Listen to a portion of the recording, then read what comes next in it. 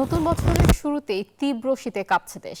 আরো জানাতে যুক্ত হচ্ছেন সহকর্মীরা। প্রথমেই যাচ্ছি পঞ্চগড়ে, সেখানে আছেন আমাদের সহকর্মী সরকার হায়দার। হায়দার, দেশ জুড়েই একদম বছরের প্রথম দিন থেকে তীব্র শীত পড়েছে। পঞ্চগড়ে আজ কি পরিস্থিতি দেখছেন?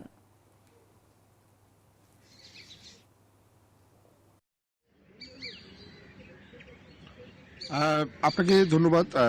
আশা, আমরা যেটা জেনেছি, আজকে আবহাওয়া অফিস আমাদেরকে 6:30টায় যেটা জানিয়েছেন যে আজকে কিন্তু মৌসুমীর সর্বনিম্ন তাপমাত্রা বিরাজ করছে পঞ্চগড়ে, কারণ 8.5 ডিগ্রি সেলসিয়াস তাপমাত্রা নির্ণয় করেছে আবহাওয়া অফিস। তো এইটা কিন্তু নিম্ন শৈত্যপ্রবাহ বলছে, মৃদু শৈত্যপ্রবাহের কথা বলছে আবহাওয়া অফিস, এবং মৃদু শৈত্যপ্রবাহের ফলে কিন্তু জনজীবনে একটা স্থবিরতা আছে, এবং মানুষ কিন্তু খেটে খাওয়া মানুষ বিশেষ করে তারা কিন্তু কষ্টে পড়েছে, এবং কুয়াশা এখনো কুয়াশায় আবৃত আছে পঞ্চগড়, বিশেষ করে মাঠঘাট, প্রকৃতি পরিবেশ কিন্তু কুয়াশায় আবৃত হয়ে আছে। এবং যারা খেটে খাওয়া মানুষ তাদের যে দুর্ভোগ সেটা কিন্তু আসলে কমেনি, যদিও আজকে রোদের দেখা হয়তো মিলবে, কারণ আমরা দেখতে পাচ্ছি যে সূর্য উঁকি দিচ্ছে এখনই। সূর্যের দেখা মিললে কিছুটা হয়তো স্বস্তি নেমে আসবে, এবং তখন কিন্তু সূর্যের আলোর কারণে বা রোদের কারণে কিন্তু মানুষের মনে কিছুটা স্বস্তি আসতে পারে। তো এই ছিল আমার কাছে সর্বশেষ। আমরা যাচ্ছি লালমনিরহাটে, সেখানে আমাদের সহকর্মী রবিউল অপেক্ষা করছেন। রবিউল, একটু লালমনিরহাটের শীতের খবর জানাবেন।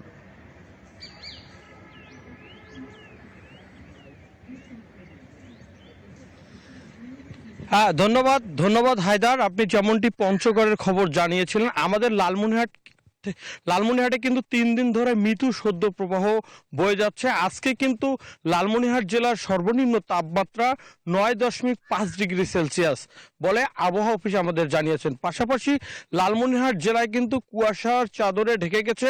বিশেষ করে কিন্তু হিমেল হাওয়ায় এলাকার মানুষ কিন্তু কাতর হয়ে গেছে। বিশেষ করে শ্রমজীবী মানুষ, ভ্যান চালক, অটো চালক এবং দিনমজুর মানুষ কিন্তু কাজকর্ম করতে পারছে না।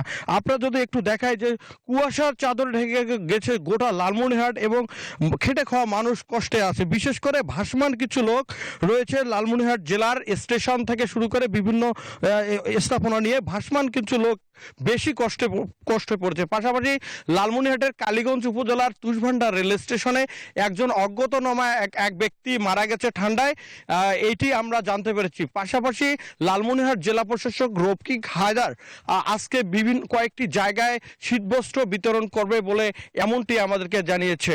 এদিকে হাসপাতালগুলোতে কিন্তু রোগীর সংখ্যা বৃদ্ধি পাচ্ছে, বিশেষ করে শিশু ও বৃদ্ধ। পাশাপাশি বেশিরভাগই দেখা যাচ্ছে নিউমোনিয়া, ডায়রিয়া, জ্বরে আক্রান্ত হচ্ছে। এই ছিল আমার কাছে সর্বশেষ। আমরা যাচ্ছি চুয়াডাঙ্গায়, সেখানকার শীতের সংবাদ জানতে। জামান।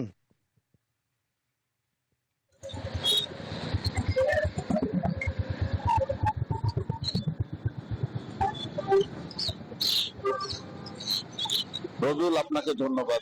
চুয়াডাঙ্গাতে কিন্তু গতকালের চেয়ে আজকে 1 ডিগ্রি তাপমাত্রা বৃদ্ধি পেয়েছে, কিন্তু কনকনে যে শীতের আভাস সেটি কিন্তু এক বিন্দুও কমেনি, বরং হিমেল হাওয়ায় কিন্তু হাড় কাঁপানো শীত অনুভূত হচ্ছে। তো এই অবস্থায় চুয়াডাঙ্গার খেটে খাওয়া মানুষ যারা আছে, নিম্নজীবী শ্রমজীবী মানুষ যারা আছে, তারা কিন্তু এক প্রকার দুর্ভোগে পড়ে গিয়েছে।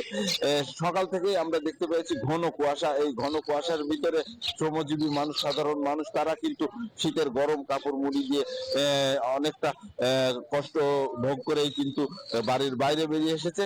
জরুরি প্রয়োজন ছাড়া সাধারণ মানুষ কিন্তু বাইরে আসছে না।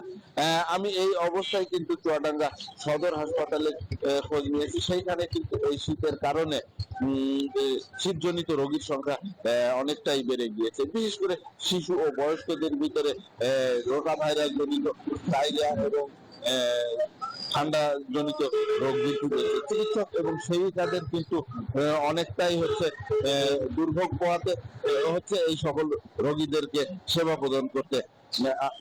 আমি চুয়াডাঙ্গা আবহাওয়া অফিসে খোঁজ নিয়েছি, তারা যেটি বলছেন শীতের এই তীব্রতা কিন্তু আরো 2-1 দিন চুয়াডাঙ্গাতে থাকতে পারে। অন্যদিকে চুয়াডাঙ্গা জেলা প্রশাসনে আমি কিন্তু খোঁজ নিয়েছি, তারা যেটি বলছেন যে তারা যথাযথভাবে চেষ্টা করছেন শীতার্ত মানুষের মাঝে শীত বস্ত্র বিতরণের জন্য। এই ছিল চুয়াডাঙ্গা থেকে আমার কাছে। ফিরছি স্টুডিওতে। জামান, রবিউল এবং হায়দার, আপনাদের তিনজনকে ধন্যবাদ।